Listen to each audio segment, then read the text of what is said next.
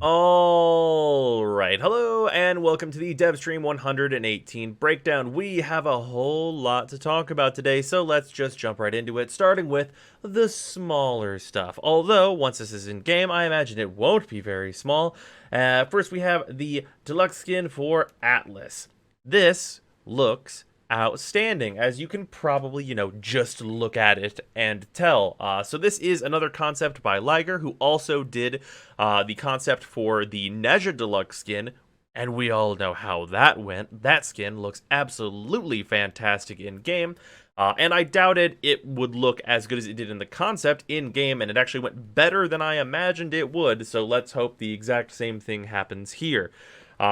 This skin looks fantastic. The one thing that I would hope with this skin is that maybe they look at tweaking Atlas's powers a little bit more and giving him a little bit more sustainability that doesn't revolve entirely around mashing one constantly just to retain your invincibility, because even with Atlas's current rubble mechanic, at some higher levels he can really get obliterated fast on any enemy where he has to not hit one to kill them, which is kind of a problem. I think definitely that if they changed Atlas to have no cap on his rubble and just made it so that the drain on his armor gets like a little bit faster at like a very high level, like maybe like 15k armor, that he would be in a really good spot.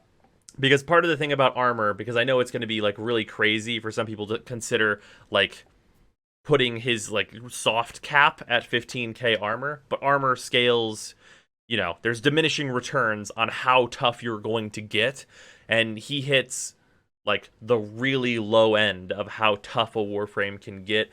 So his armor could definitely be boosted up to kind of give him an edge in that higher level content where a lot of people would probably want to bring Atlas, but he's just not really very safe there right now, even if you're constantly stacking his rubble on and keeping it topped off. Anyway, that's enough about Atlas. Let's talk about operator stuff. So operator stuff, we are getting new operator cosmetics that are Fortuna style, and the first one here is it's just, if you just look at it, it's dead space as fuck. And then we get into these other ones, which are fine. The one that is hyper dead space mode is very appealing to me. In particular, the aesthetic looks outstanding, and the rest of these are cool. I'm sure like they're an aesthetic for somebody, but like out of the ones presented, the dead space looking one is the one I find to be the coolest. Anyway, moving on from the operator stuff, I'm excited for new operator cosmetics because, I mean, the more we have, the more combinations that will actually look good. So that's good. But we're also getting, for operators, focus schools being tied to our loadout. So we won't have to manually change between all of our focus schools whenever we go Eidolon hunting. We can just have a loadout set for, oh, this is Eidolons, it has Matter Eye equipped, or it has Uniru equipped, or whatever.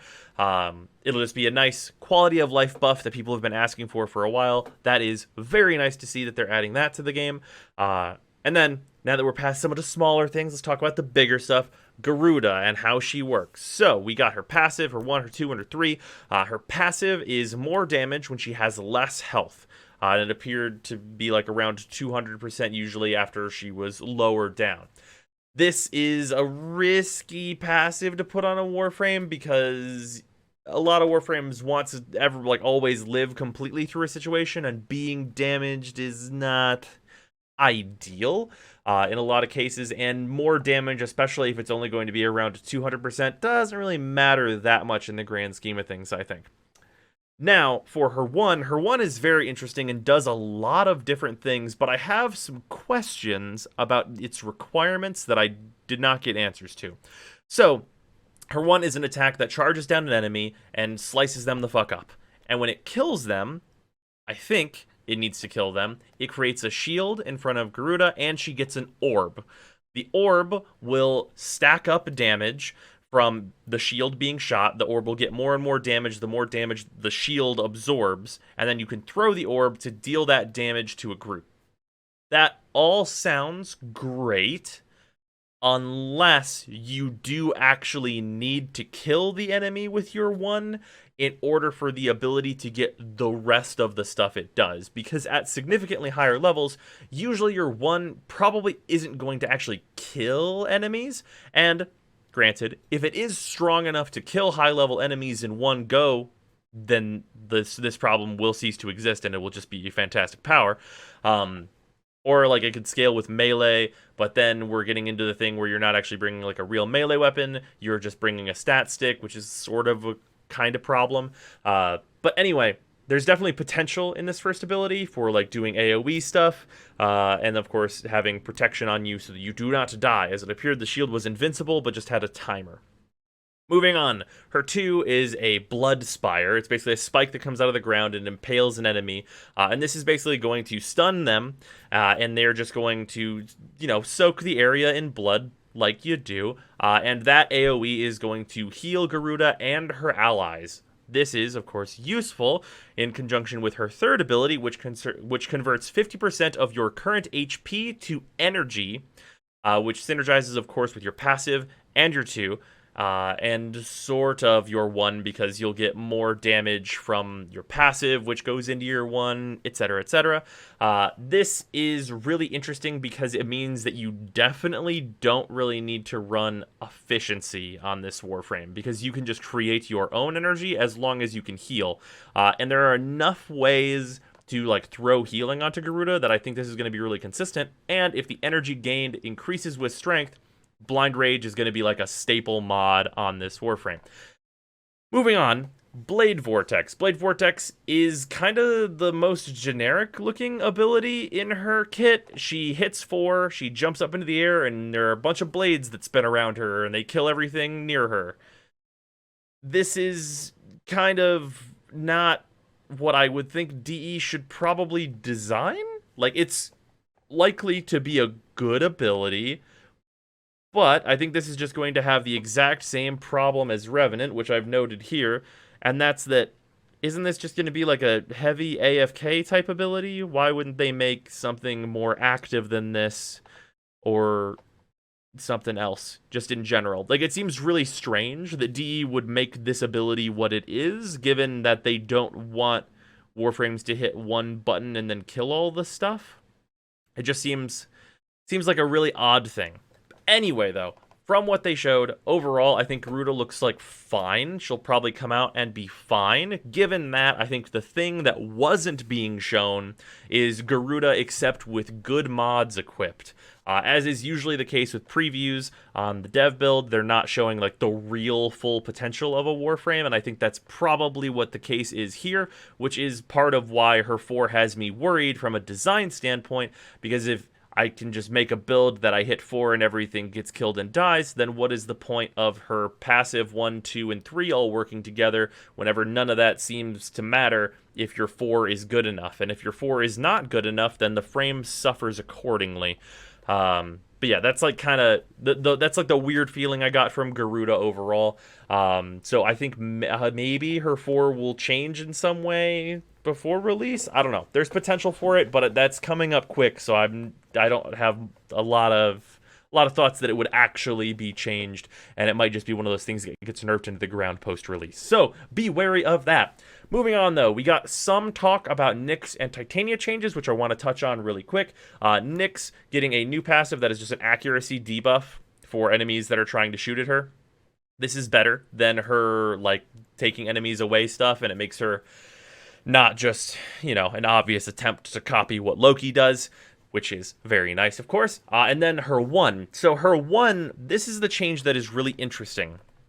So basically, and they didn't explain this in a way that I think most people understood, but I'll try and do it the best I can.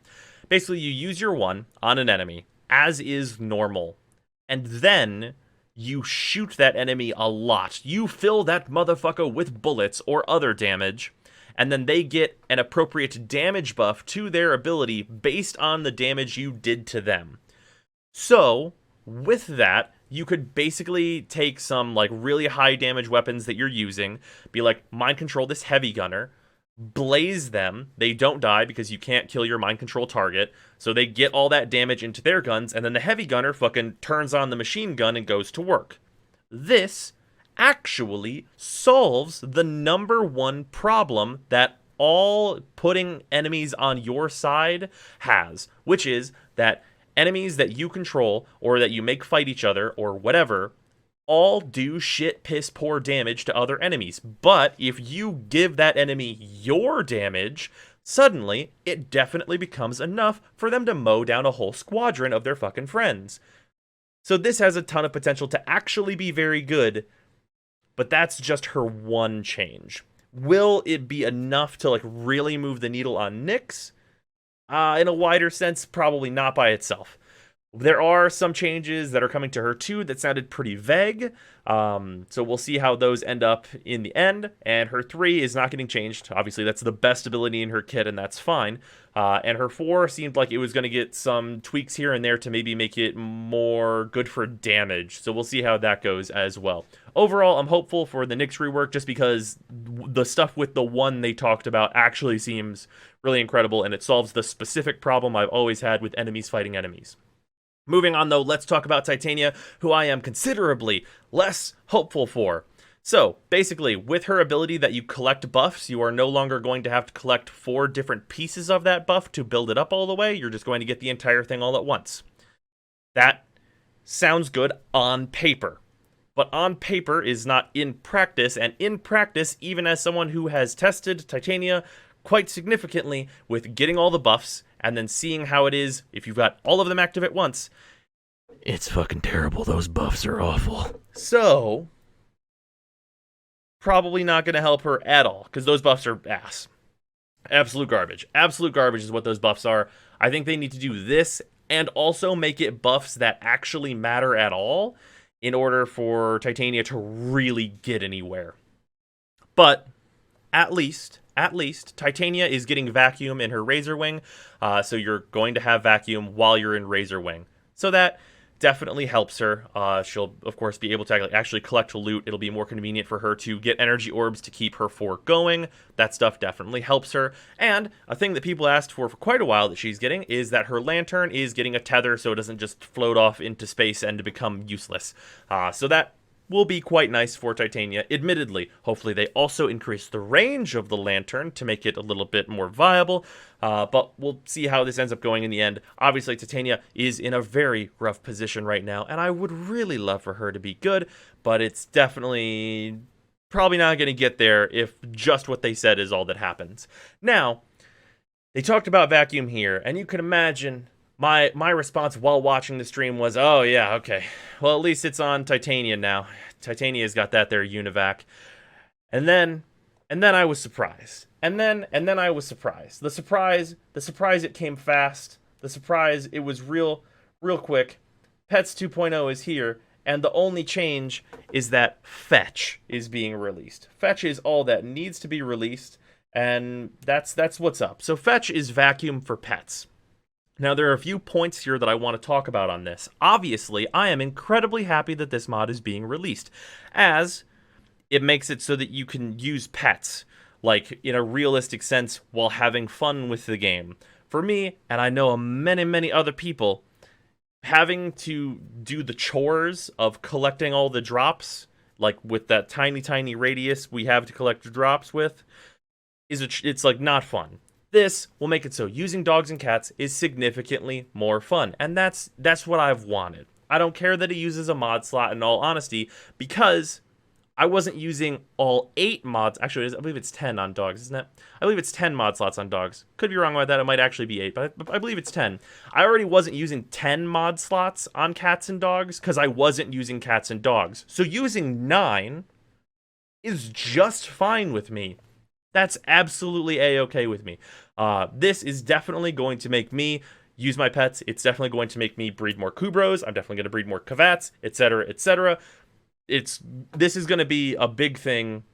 Like, this is going to go into the game, and honestly, if you have really nice looking Kubros and Kavats, the prices of their imprints, like, to sell to other players, is going to be a real thing. Like, if you have, like, Omega Lotus Kubros and all that hyper rare shit, you better get ready to make some platinum, because when this mod hits the game, that is going to be a market immediately. So if you're looking to make some platinum in game, that's going to be a real thing.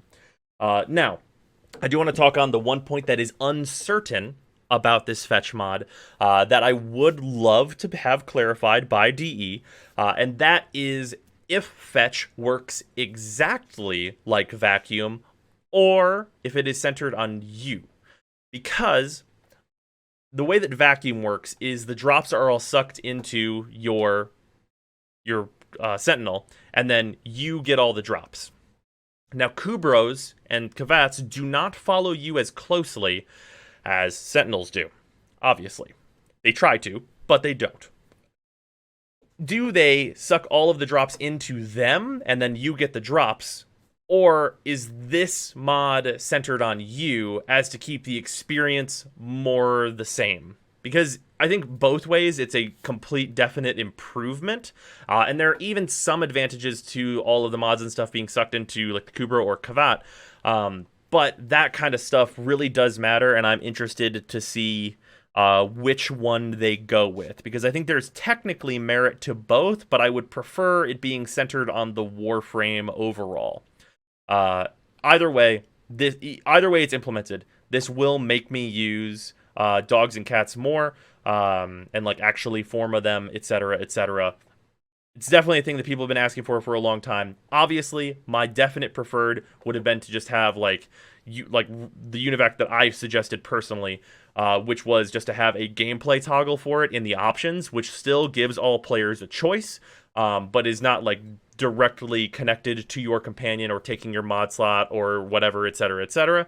But this is absolutely plenty for me. I'm not going to like be bitter that it's not like the perfect implementation that I suggested, because that's ridiculous. And this is absolutely fantastic. I can't say enough good things about them introducing this. In addition to that, with what we're about to talk about, MOAs, interestingly, they are revivable and they use sentinel weapons. In addition to that, they are going to have regular vacuum be able to be installed on them. Vacuum itself is going to be changed in order to be available for all of our robotic companions, and fetch is going to be all of our beast companions going forward. So there's all that stuff. And then moving on from that, we have the mining changes. I'm just going to include a clip of the mining changes here. There's so many. It's white. The top end cutter will make gems out of minerals. All right, So the white. you're seeing that. Yeah, right? There you go. That would I have been got a it. gem. That would have been a gem. So now get the next one. The white. Yep. I just missed it, but I got a whole bunch of Pyral, and you I got 5-star, Devar. And you got, yep. So you get more for your work. So I got 3 batches of It's cool. resources there. So it's quicker. You can get more if you're skilled. They seem significantly better than what we had prior. It just seems like faster. You get more materials. I can't consider a downside to this. It seems like a better system overall that is more controller friendly for people who play on controller. I got nothing but good things to say about what we saw in the mining changes. Looks fantastic. Like lowering the grind. The mining is definitely like the biggest grind in all of PoE, and yeah, this seems totally fine. With that, we have the Fortuna Release, which is targeting November 1st, which is coming up here soon. That is fast approaching. November 1st will Fortuna release on November 1st? I'm going to say absolutely not. I'm